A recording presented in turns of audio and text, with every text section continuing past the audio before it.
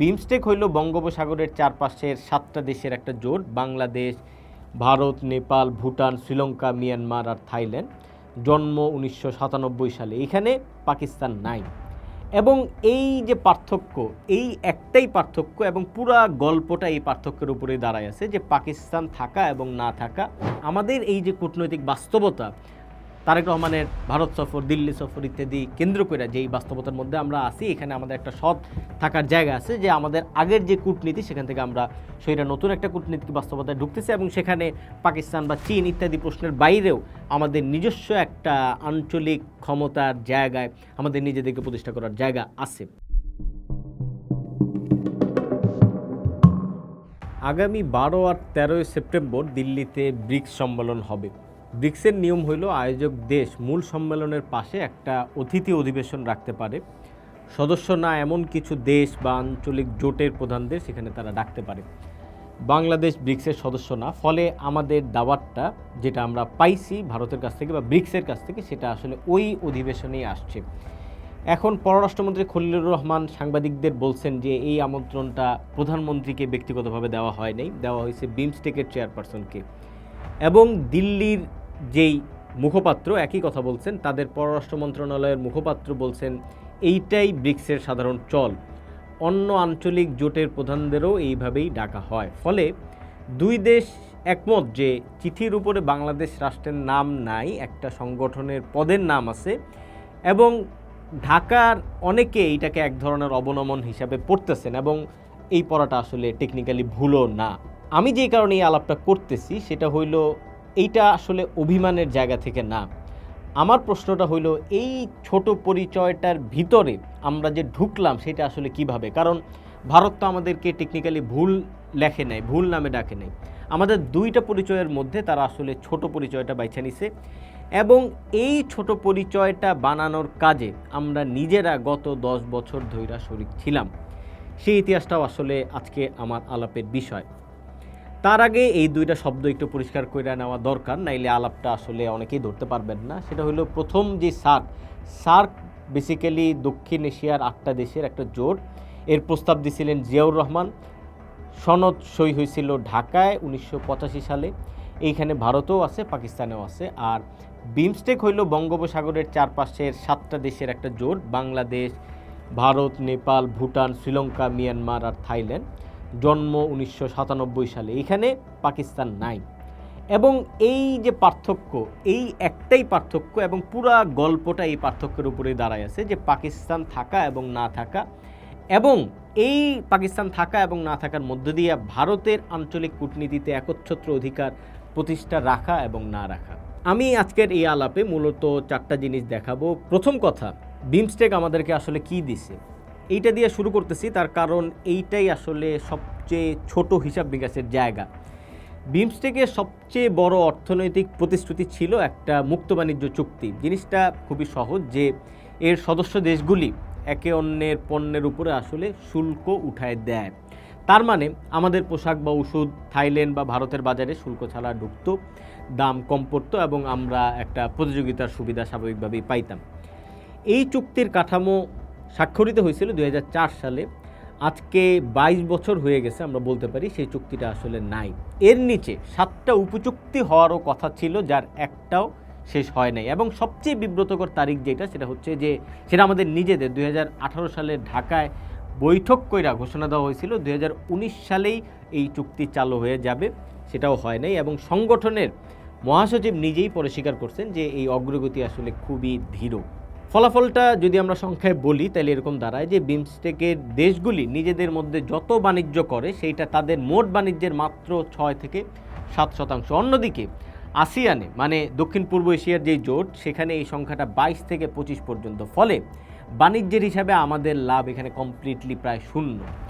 কিন্তু আমাদের জন্য আসল যে পরীক্ষাটা সেটা তো আসলে টেকনিক্যালি বাণিজ্যও না, আসল পরীক্ষাটা আমরা বলতে পারি রোহিঙ্গা ইস্যু। কারণ মিয়ানমার এই সংগঠনের সদস্য, যে দেশ থেকে আমরা বলতে পারি 10 লাখ মানুষ বিতাড়িত হয়ে আমাদের এইখানে আসছে, সেই দেশ আমাদের সঙ্গে এইখানে একই টেবিলের মধ্যে আলোচনার মধ্যে বসে। ফলে 2017 সালের বিতরণের পরে মানে তারা আসার পরে বিমস্টেকের 3টা শীর্ষ সম্মেলন হয়েছে। 3টা, প্রত্যেকটা সম্মেলনের শেষে একটা ঘোষণাপত্র বাইর হয় মানে সব সদস্য লিখিতভাবে যা স্বীকার করে তার একটা দলিল প্রকাশ হয়। এই 3টা ঘোষণাপত্রের কোথাও রোহিঙ্গা শব্দটাও নাই, রাখাইন শব্দটাও নাই। আরও যদি আমরা উদাহরণ দিই, সবচেয়ে শেষের যে ঘটনাটা সেটা ব্যাংককে 2025 সালে প্রফেসর ইউনূস আসার পরে এপ্রিলে, ওইটায় মিয়ানমারের জান্তার প্রধান নিজে সেখানে বসেছিলেন এবং প্রধান উপদেষ্টা ইউনূস মঞ্চ থেকে বলতেছেন যে অমীমাংসিত রোহিঙ্গা সংকট গোটা অঞ্চলকে অস্থির করার সক্ষমতা রাখে ইত্যাদি ইত্যাদি। সেই দিনই সেই ঘোষণাপত্র কিন্তু গৃহীত হইল, কিন্তু সেখানেও এই কথার রোহিঙ্গা রাখাইন এই কথার কোনো চিহ্ন নাই। এখন অনেকে বলবেন যে বিমস্টেকের সনদেই তো আসলে দ্বিপক্ষীয় বিষয় তোলা নিষেধ, এটা সত্য, কিন্তু এই কারণে এই নীরবতা, কিন্তু এটা ভুল কথা। তার কারণ ওই নিষেধের ধারাটা আছে সার্কের সনদে 10ম অনুচ্ছেদে, বিমস্টেকের সনদে এই ধরনের কোনো ধারাই নাই। মানে সার্কের নীরবতার অন্তত একটা আইনি অজুহাত ছিল। সার্কের ভিতরে আপনি এভাবে আলাপ করতে পারেন না, কিন্তু বিমস্টেকের নীরবতার কোনো আইনি অজুহাত নাই। এটা সবাই মিলে একটা সিদ্ধান্ত নেয় যে আলাপ আলোচনা হয়, কিন্তু সিদ্ধান্ত গৃহীত হয় না, কেউ কোনো প্রস্তাবই তোলে না, কারণ কোনো সদস্যই টেকনিক্যালি মিয়ানমারের সঙ্গে আসলে লাগতে চায় না বা লাগতে চাইবে না। নাম্বার 2, এখানে একটা মানে খালি ঘর আমরা বলতে পারি। মানে বিমস্টেক নিয়ে ভারত এত ব্যস্ত আসলে কেন, এই খালি ঘরটা নিয়ে? কারণটা হইল এই সংগঠন বাণিজ্যের জন্য টেকনিক্যালি বানানো হয়নি, এইটা দাঁড় করানো হয়েছে সার্কের যে জায়গা সেই জায়গাটা নেওয়ার জন্য। এখানে একটা সংখ্যা আছে যেটা শুনলে খুবই অদ্ভুত লাগতে পারে, যে বিমস্টেকের মোট অর্থনীতিতে ভারতের ভাগ বলা যায় 76%, আর সার্কে সেটা কিন্তু 79%। মানে অনুপাতের হিসাবে ভারত সার্কেই বেশি ভারী, কারণ থাইল্যান্ডের অর্থনীতি পাকিস্তানের চেয়ে বড়, ফলে বিমস্টেকে ভারতের ভাগটা সেখানে এই কারণে একটু কমা যায়। তাইলে ভারত ছোট জোট ছাইরা আরও ছোট জোট বা ছোটো ভাগের জোটে আসলে কেন গেল? কারণ ব্যাপারটা আসলে আকারের না, কারণ এইটা একটা নিয়মের। সার্কের নিয়ম হইল এক ধরনের সর্বসম্মতি, 8টা দেশের একটা রাজি না, একটা দেশ একটা জায়গায় রাজি না হলে কোনো সিদ্ধান্ত গৃহীত হয় না, এবং এই নিয়মটা 2 দিকে কাটে। আপনাদের মনে আছে কি না, 2014 সালে কাঠমান্ডুর সার্ক সম্মেলনে 3টা চুক্তি টেবিলে উঠছিল, সড়ক, রেল এবং বিদ্যুৎ এই সংক্রান্ত। পাকিস্তান সড়ক আর রেলের 2টা আটকায় দিল, জাস্ট নিজেদের প্রস্তুতি শেষ হয় নাই এই যুক্তিতে। পাস হইল মানে বিদ্যুতেরটা শুধু। ফলে ভারতের জন্য এটা ছিল একটা শিক্ষা এক ধরনের, যে এই টেবিলে পাকিস্তান বসে থাকলে তার সংযোগের যে পরিকল্পনা এই অঞ্চল জুড়ে আছে সেটা এক ইঞ্চিও আসলে টেকনিক্যালি আগাবে না। ফলে ভারতের জবাব আসলো 7 মাসের মধ্যে, এবং সেইটা সার্কের বাইরে। 2015 সালে থিম্পুতে স্বাক্ষরিত হইল BBIN মোটর ভেহিকেল চুক্তি, মানে বাংলাদেশ, ভুটান, ভারত, নেপাল। কাঠমান্ডুতে পাকিস্তান যেইটা আটকাইছিল ঠিক সেই জিনিসটাই, খালি পাকিস্তানকে বাদ দিয়া সেখানে বাংলাদেশ আমরা বলতে পারি সবার আগে স্বাক্ষর করছিল। এখন বিমস্টেকের ভিতরের ব্যবস্থাটা দেখেন, এখানে ওই যে আটকানোর ক্ষমতা কারণ নাই, সেই ক্ষমতাটা তৈরির ব্যবস্থাও রাখা হয় নাই। সনদে বিরোধ মীমাংসার একমাত্র রাস্তা লেখা আছে আলোচনা, মানে সবাই একটা আলোচনা করবে, কোনো সালিসি কাঠামো নাই, ছোট সদস্যদের কোনো রক্ষা কবচ নাই, এবং বাইরের কোনো চোখও সেখানে নাই। সার্কে 9টা দেশ পর্যবেক্ষক হিসাবে আছে বাইরে থেকে, মানে ভোট নাই কিন্তু আলোচনার ঘরে বসার অধিকার আছে। চীন আর জাপান ওই মর্যাদা পাইছিল 2005 সালে ঢাকা সম্মেলনে। বিমস্টেকে পর্যবেক্ষক একজনও নাই, আর সদস্য হইতে হইলে দেশটাকে বঙ্গোপসাগরের অঞ্চলের লাগোয়া হইতে হবে। এই শর্তটাই চীনকে স্থায়ীভাবে এই দরজার বাইরে রাখে। ফলে ভারত সার্ক ছাড়ছে, সার্ক অকার্যকর বইলা না, ছাড়ছে ওইখানে যে তার হাত আসলে বান্দা পড়ে যেত। এই কারণে এই পর্যন্ত শুনে যদি মনে হয় আমি ভারতের নামে সালিশ করতেছি ইত্যাদি ইত্যাদি, তাইলে এটা বলবো যে সেটা বলা উচিত হবে না, কারণ ভারত এটা করবে, এইটাই স্বাভাবিক। যে কোনো বড় দেশ তার সুবিধা মতো কাঠামো তৈরি করবে, ভারতের কাছ থেকে আমরা এইটা পাবো এরকম অবাক হওয়ার আসলে কিছু নাই। এবং দিল্লি এই যে অবস্থানটা নিছে, এইটা নিয়ে তারা কোনো লুকোচুরিও কখনো করে না। জয়শঙ্কর নিজে সংসদীয় কমিটিতে বলছেন সার্ক পজ করা আছে, ফুল স্টপ দেওয়া হয়নি। আমার প্রশ্ন বেসিক্যালি 3 নাম্বার জায়গায়, এই যে ব্যবস্থাটা দাঁড় করানোর যে কাজ, সেখানে আমরা আসলে কি করছি, এটার ভিতরে মানে আমাদের পুরা প্রক্রিয়াটা আসলে এক্সপোজ হয়ে যায়। 2016 সালের সেপ্টেম্বর মাসে কাশ্মীরের উরিতে ভারতীয় সেনাঘাঁটিতে যখন হামলা হইল, 19 জন সৈনিক সেখানে মারা যান। এর 7 সপ্তাহ পরে ইসলামাবাদে সার্কের শীর্ষ সম্মেলন হওয়ার কথা ছিল। 27শে সেপ্টেম্বর ভারত চিঠি দিয়ে জানাইলো যে তারা যাইতেছে না। ঠিক ওই একই দিনে বাংলাদেশও, মানে হাসিনার বাংলাদেশও চিঠি দিল, এবং 2টা বিবৃতির গঠন কমপ্লিটলি এক। ভারতের চিঠিতে লেখা, একটা দেশের পক্ষ থেকে সদস্য রাষ্ট্রগুলির অভ্যন্তরীণ বিষয়ে ক্রমবর্ধমান হস্তক্ষেপ এমন পরিবেশ তৈরি করতেছে যা সম্মেলনের সফল আয়োজনের জন্য অনুকূল না। ঢাকার চিঠিতে লেখা যে একটা দেশের পক্ষ থেকে বাংলাদেশের অভ্যন্তরীণ বিষয়ে ক্রমবর্ধমান হস্তক্ষেপ এমন পরিবেশ তৈরি করতেছে যা এই সম্মেলনের সফল আয়োজনের অনুকূল না। একটা দেশ একই অনুকূল না, ব্যবধান এই ভারত আর বাংলাদেশে কয়েক ঘন্টার। কূটনীতিতে এই ধরনের যখন মাপের ভাষাগত মিল আসলে এটা কাকতালীয় হয় না। এখন এইখানে যে তথ্যটা জানা দরকার সেটা হলো যে সার্কের নিয়মে একটা সদস্য অনুপস্থিত থাকলেই কিন্তু সম্মেলন স্থগিত হয়ে যায়। এই সম্মেলন আটকানোর জন্য ভারতের চিঠিটাই যথেষ্ট ছিল, আমাদের চিঠির কোনো দরকার সেখানে ছিল না। তাইলে আমরা কেন এই চিঠিটা দিলাম? আমাদের চিঠি আসলে কি কাজ করলো? আমাদের চিঠি আর ভুটান আর আফগানিস্তানের চিঠি, এই তিনটা মিল্লা বেসিক্যালি একটা ভারতীয় সিদ্ধান্তকে একটা আঞ্চলিক মতের চেহারা দিছিল। দিল্লির সিদ্ধান্ত হয়ে গেল তখন একটা অঞ্চলের সিদ্ধান্ত। ঢাকার ওই বিবৃতিতে একটা বাক্য ছিল এরকম, যেটা আজকে পড়লে আমাদের অস্বস্তিতে পড়তে হয়, যে বাংলাদেশ লিখছিল যে সার্ক প্রক্রিয়ার উদ্যোক্তা হিসাবে আঞ্চলিক সহযোগিতায় তার অঙ্গীকার অবিচল। যেই সংগঠনের প্রস্তাব জিয়াউর রহমানের, যার সনদ সই হয়েছিল ঢাকায়, তার সম্মেলন আটকানোর চিঠিতে আমরা নিজেদের পরিচয় দিলাম প্রতিষ্ঠাতার। এবং সম্মেলনটা শেষ পর্যন্ত 30 সেপ্টেম্বর স্থগিত হইল। তারপর আজ পর্যন্ত আর কোনো সম্মেলন হয়নি। সার্কের স্ট্যান্ডিং কমিটি শেষে বসছিল 2016 সালের মার্চে, এবং এই চিঠির 2 বছর আগেই আরেকটা কাজ হয়েছিল, সেটা 2004 সালের সেপ্টেম্বরে শেখ হাসিনা নিজে গুলশানে গিয়া বিমস্টেকের স্থায়ী সচিবালয় উদ্বোধন করে আসছিলেন। বাস্তবে ঘটনাটা যেরকম হয়েছিল সেটা হইল যে ওই ঠিকানা গুলশানের ওই ঠিকানা ঢাকায় আনার দর কষাকষিটা দিল্লি আড়াল থেকে সাজাই দিছিল। প্রথম মহাসচিব কে হবেন সেটাও তারাই ঠিক করে দিছিল, তাদের কথা মতোই হয়েছে। এবং ওই সচিবালয়ের, গুলশানের ওই সচিবালয়ের বাজেটের প্রায় 1/3 যোগানদাতা ছিল ভারত। তারপরে ট্রানজিটের প্রশ্নটা, যে 2023 সালের এপ্রিলে জাতীয় রাজস্ব বোর্ডের একটা স্থায়ী আদেশে ভারত অনুমতি পাইল যে চট্টগ্রাম আর মোংলা বন্দরে মাল নামানোর পরে বাংলাদেশের ভিতর দিয়ে তার উত্তর পূর্ব রাজ্যগুলিতে নিয়ে যাওয়ার। এইটার মূল্যটা বুঝতে হইলে দূরত্বটা দেখলেই জাস্ট হয় যে কলকাতা থেকে ত্রিপুরায় মাল পাঠাইতে ভারতের নিজস্ব রাস্তা, নিজের রাস্তায় শিলিগুড়ি সরু করিডোর ইত্যাদি ঘুইরা লাগে 1600 কিলোমিটার, চট্টগ্রাম দিয়ে গেলে সেটা মাত্র 450। তাহলে এখন যদি আমরা হিসাবটা মিলাই, এই গত 9-10 বছরে শেখ হাসিনার আমলে ভারত আমাদের কাছে পাইল একটা বিকল্প সংগঠনের ঠিকানা, সার্ক বয়কটে তার বাংলাদেশের সই, দ্বিতীয় সই, পাকিস্তানকে বাদ দিয়ে একটা উপ আঞ্চলিক চুক্তি এবং বন্দর। আমরা পাইলাম 22 বছরে না হওয়া একটা বাণিজ্য চুক্তি আর 3টা ঘোষণাপত্র, যেখানে একবারের জন্য রোহিঙ্গা শব্দটা নাই। ফলে আমি খুব ক্লিয়ারলি যে কথাটা বলতে চাই, আমার প্রতিপক্ষ টেকনিক্যালি ভারত না, আমার প্রতিপক্ষ ওই পররাষ্ট্র নীতিটা যার কায়দা ছিল যে সই করো, হিসাব পরে করবো, হাসিনার সেই সই করা যেই পররাষ্ট্রনীতি, আমরা এখনও ওইটার ভিতরে ঘুরপাক খাচ্ছি।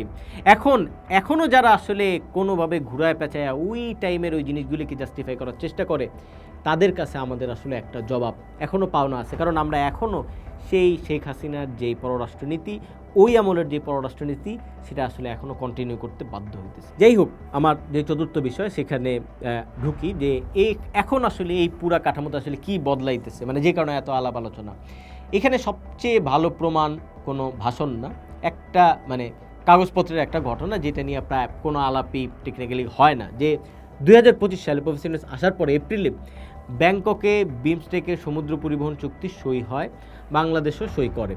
এখন সই করা আর অনুস্বাক্ষর দুইটা কিন্তু আলাদা জিনিস। সই করার মন্ত্রী, তারপর রাষ্ট্র সেটা আইনি প্রক্রিয়ায় অনুমোদন কইরা দলিল জমা দিলে তবে চুক্তিটা আসলে দেশের জন্য বাধ্যতামূলক হয়। এই যে দ্বিতীয় ধাপটা, এইটা বেসিক্যালি অনুস্বাক্ষর। ভারত, ভুটান, থাইল্যান্ড এবং মিয়ানমার এই ধাপটা করছে, ফলে যে চুক্তিটা মে মাসে সেখানে কার্যকর হয়ে গেছে, বাংলাদেশ কিন্তু সেটা করে নাই। 2025 সালের ঘটনাটা নেপাল আর শ্রীলঙ্কাও করে নাই। এবং এই 3টা দেশের একটা মিল আছে, যে এই 3টা দেশই এই বর্তমান বাস্তবতায় ভারতের সঙ্গে একটা অসম সম্পর্ক সামলানোর একটা লম্বা অভিজ্ঞতা তাদের আছে, এবং এটা তারা ফেস করতেছে। বিমস্টেকের চেয়ারম্যান নিজেই নিজের আমলে সই হওয়া প্রধান চুক্তিটা অনুমোদন করেন নাই এই অনুস্বাক্ষরের কারণে। কোনো ঘোষণা নাই, কোনো সংবাদ সম্মেলন নাই, খালি কাজটা তারা করে নাই। আগের আমলে অভ্যাসটা যেটা ছিল হাসিনার আমলে, যে আগে সই করার পরে হিসাব, এখন যেটা হইতেছে যে এখন হিসাবটা আমরা আগে করতেছি। ব্রিক্সে এই যে আমন্ত্রণ, এই সব সিদ্ধান্ত আসলে এই খাতার ভিতরেই পড়ে। খবরে যা বাইর হয় সেটা মানে তাদের প্রধানমন্ত্রী দিল্লি মানে আমরা বলতে পারি যে সেটা হয়তো যাওয়া নিশ্চিত না। যদিও অনেকে বলতেছেন যে এটার সফরের আগে, ব্রিক্সের আগে একটা দ্বিপক্ষীয় সফর ইত্যাদি হইতে পারে, ইত্যাদি ইত্যাদি। কিন্তু তার বাইরে এখন পর্যন্ত বাংলাদেশের যে পররাষ্ট্রনীতির যেই অবস্থান, এটার একটা তাৎপর্যগত কারণ আছে। দিল্লিতে শেখ হাসিনা থাকা এবং দিল্লিকে কেন্দ্র করে শেখ হাসিনার যেই রাজনীতি, কূটনীতি, এইটা বাংলাদেশ আসলে ব্যাপকভাবে সামলাইতেছে এবং বাংলাদেশও আসলে সেটা জানে। ফলে বাংলাদেশ এখনও শেখ হাসিনাকে কেন্দ্র করে কিন্তু একটা কূটনীতি তারা আগাইতেছে। এবং আপনারা খুব ভালোভাবেই জানেন যে এখন আমাদের যে কূটনীতিক যে আলাপ আলোচনা, সেটা কিন্তু দিল্লিতে শেখ হাসিনা সাংবাদিকদের সামনে কেন সরাসরি কথা বলার সুযোগ পাইলেন, ইত্যাদি ইত্যাদি। স্বরাষ্ট্রমন্ত্রী সালাউদ্দিন আহমেদ এই ব্যাপারে সবচেয়ে সোজাভাবে বলছেন যে আপনি হাসিনা কার্ড খেলবেন আর বাংলাদেশের সঙ্গে বন্ধুত্বও চাইবেন, এই দুইটা তো আসলে একসঙ্গে হয় না। এবং সালাউদ্দিন আহমেদকে এই কারণে ব্যাশিং ইত্যাদি করা হইতেছে। এর বাইরে আরেকটা প্রশ্ন আমরা মনে করি যে সামনে উঠে আসতেছে, সেটা হচ্ছে যে এই বছরের যে ডিসেম্বরে, সেটা 1996 সালে যে গঙ্গা চুক্তি, যেই ফারাক্কার পানি দুই দেশের মধ্যে ভাগ করে যেই চুক্তি, তার একটা 30 বছরের মেয়াদ শেষ হইতেছে। ফলে নবায়নের আনুষ্ঠানিক আলোচনা কিন্তু এখনও শুরু হয় নাই। এই কথাটা আমি বলতেছি না, এটা বলতেছে ভারতেরই পররাষ্ট্রনীতি সংসদীয় কমিটি, যারা নিজেদের সরকারকে তাগিদ দিচ্ছে মানে দেরি না করে আলোচনাটা আগাইতে। সরকার ভারত ওই কমিটির 30টা সুপারিশের মধ্যে 25টা মানছে, আর গঙ্গা এবং নদী নিয়ে সেগুলি আসলে এখনও মানেনি। ফলে এখানে একটা ব্যাপক মানে আলাপের জায়গা আছে। তো প্রশ্ন যেটা বা আলাপ যেটা, এই বদলটার মধ্যে আমাদের একটা জায়গা সৎ থাকা দরকার। আমরা এখন একটা সার্ক পুনর্জীবনের কথা বলতেছি, প্রধানমন্ত্রীর অন্যতম পররাষ্ট্রনীতির লক্ষ্য হিসেবে এটা ঘোষণাও করা হয়েছে এবং মালদ্বীপের প্রেসিডেন্টও প্রায় একই ধরনের কথা বলেছেন, এখানে মানে আমাদের সঙ্গে গলা মিলাইছেন। কিন্তু এই মে মাসে কিন্তু আমাদের আবার ভাবা দরকার যে এই মে মাসে কিন্তু পাকিস্তানের উপপ্রধানমন্ত্রী ইসাকদার লাহোরে বসে বলছেন সার্ক ব্যর্থ, অকার্যকর, ফলে তারা এখন চীনকে নিয়ে ত্রিদেশীয় জোটের দিকে ঝুঁকতেছেন। মানে সার্ক ফিরলে যে দেশটা সবচেয়ে বেশি লাভ, সে নিজেই এখন আসলে অন্য রাস্তা দেখতেছে। এই তথ্যটা আমাদের পক্ষে যায় না, এটাও আমাদের বলা দরকার। কিন্তু এইটা আমাদের একই সঙ্গে পাকিস্তান, একই সঙ্গে ভারত এবং এই যে আঞ্চলিক জোটগুলি যেভাবে কাজ করতেছে, এই পুরো প্রক্রিয়াতে একটা সাফল্য তৈরি করতে পারে। অ্যাট দ্য সেম টাইম আমাদের নিজের যেই জায়গা, সেটাও আমাদের আসলে সামনে আলাপ করার জন্য নিয়ে আসতে হইতে পারে। আমাদের এই যে কূটনৈতিক বাস্তবতা, তারেক রহমানের ভারত সফর, দিল্লি সফর ইত্যাদি কেন্দ্র করে যেই বাস্তবতার মধ্যে আমরা আছি, এখানে আমাদের একটা সৎ থাকার জায়গা আছে যে আমাদের আগের যে কূটনীতি, সেখান থেকে আমরা সেটা নতুন একটা কূটনীতিক বাস্তবতায় ঢুকতেছে এবং সেখানে পাকিস্তান বা চীন ইত্যাদি প্রশ্নের বাইরেও আমাদের নিজস্ব একটা আঞ্চলিক ক্ষমতার জায়গায় আমাদের নিজেদেরকে প্রতিষ্ঠা করার জায়গা আছে। শেষ কথাটা হইল যে আমাদের যে বিমস্টেকের যে চেয়ার, এটা আমাদের হাতে থাকবে 2027 সাল পর্যন্ত, যেটা এই সংগঠনের 30 বছর পূর্তিরও বছর। এবং সপ্তম যেই শীর্ষ সম্মেলনটা হওয়ার কথা, সেটা ঢাকায় হওয়ার সম্ভাবনা আছে। ফলে এই যে চেয়ারের যেই মানে ক্ষমতা, সেইটা নিয়ে আমাদের আসলে ভাবার ব্যাপার আছে। এবং এটা একবার প্রমাণ হয়েছে ব্যাংককে, প্রফেশনাল মঞ্চ থেকে বলছেন যে রোহিঙ্গার কথা ইত্যাদি ইত্যাদি, কিন্তু মঞ্চ ওই ঘোষণাই, কিন্তু সেটা তো আসলে ঘোষণাপত্রে তিনি ঢুকাইতে পারেন নাই, কারণ ঘোষণাপত্রটা আসলে সবার সম্মতির ভিত্তিতে হয়। ফলে বাংলাদেশ আসলে বিমস্টেকের বিষয়ে এই একটা ক্ষমতা কাঠামোর মাঝখানে অবস্থান করতেছে। কিন্তু 2027 সালে সম্মেলনটা ঢাকায় বসলে প্রথমবার খসড়া লেখার যেই কায়দা, সেটা আমাদের কলমে হইতে পারে। ফলে খসড়া লেখা আর সেই খসড়ায় 6টা দেশের সম্মতি আদায় করা, এইটাও আমরা এক জিনিস বলতে পারি না। কিন্তু ওই টেবিলে মিয়ানমারও বসা থাকবে। ফলে ওই দিন আমরা আসলে কতটুকু পারবো, সেইটা নির্ভর করতেছে আজকের আমাদের যে প্রস্তুতি, সেটার উপরে। এই না করা অনুস্বাক্ষর বা এই যে ফেরত যাওয়া, এই যে দাওয়াত ফেরায় দেওয়া, এই গঙ্গার চিঠি জবাবের অপেক্ষা, এগুলি সবই আসলে টেকনিক্যালি ওই প্রস্তুতির অংশ। এবং আমাদের নাগরিক হিসাবে এই প্রস্তুতির জায়গায় সরকারকে সৎভাবে তার যে অবস্থান, এখানে তাকে অবস্থান নেওয়ার সুযোগ দেওয়ার দরকার আছে বলে আমি ব্যক্তিগতভাবে মনে করি। পোস্ট দেখুন, ভাবুন, করুন, থাকুন পোস্টের সঙ্গে।